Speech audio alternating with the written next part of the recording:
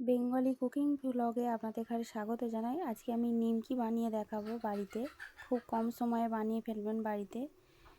আমি এখানে ময়দা নিয়েছি 1 বাটি মতো, 1 বাটি একটু কম। এখানে আমি একটু অল্প পরিমাণ মতো লবণ নিয়ে নিয়েছি। এখানে কালো জিরে নিয়েছি।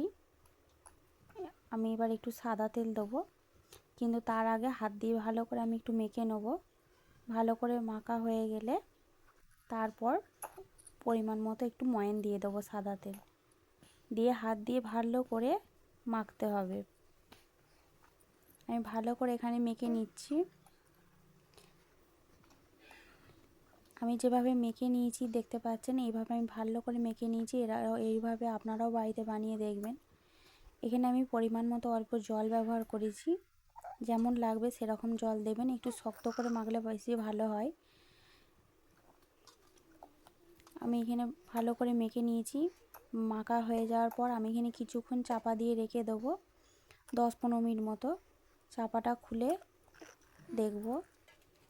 এখানে আরেকটু হাত দিয়ে মেখে নিচ্ছি।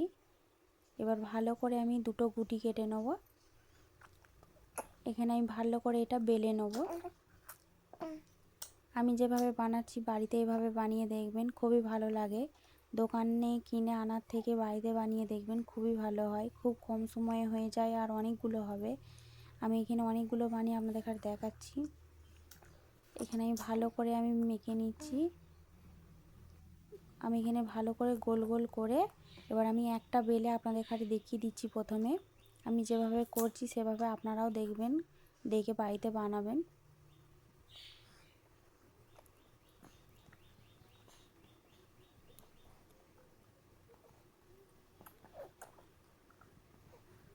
খুব বেশি মোটাও বেলবো না, খুব বেশি পাতলাও বেলবো না, মিডিয়াম বেলবো।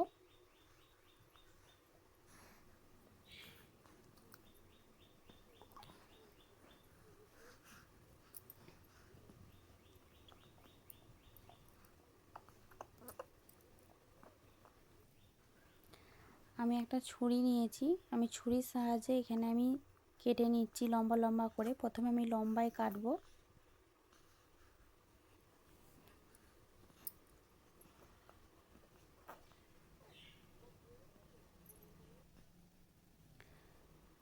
আমি এইভাবে লম্বায় কেটে নিয়েছি। এবার আমি আড়ে কাটবো। দেখুন নিমকির শেপে চলে আসছে। আপনারা যে যেমন সাইজের করতে পারেন। এই দেখুন আমি আর একটা করে দেখাচ্ছি আপনাদের এখানে। প্রথমে আমি লম্বায় কেটে নিচ্ছি, এরপর আমি এদিকে আড়ে কাটবো। দেখুন নিমকির শেপে কত সুন্দর হয়ে যাচ্ছে। আপনারা ছোট বড় যে যেমন সাইজের করবেন করে নেবেন।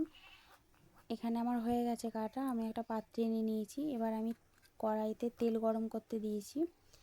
এখানে আমি তেলে দিয়ে দিয়েছি। তেলটা একটু গরম তেলে দেবেন আর হাই রাখবেন, গ্যাসের ফ্লেমটা হাই রাখবেন। আমি তেলে দেওয়ার সঙ্গে সঙ্গে খুন্তির সাহায্যে লাড়ছি। এভাবে নেড়ে ভালো করে আমি ভেজে নেব।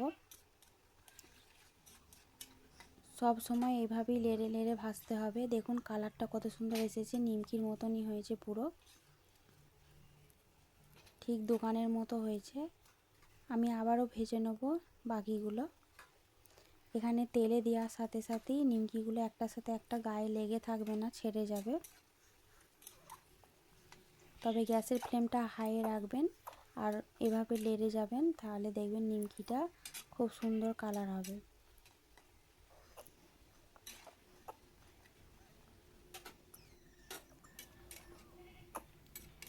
এখানে আমার নিমকি ভাজা হয়ে গেছে।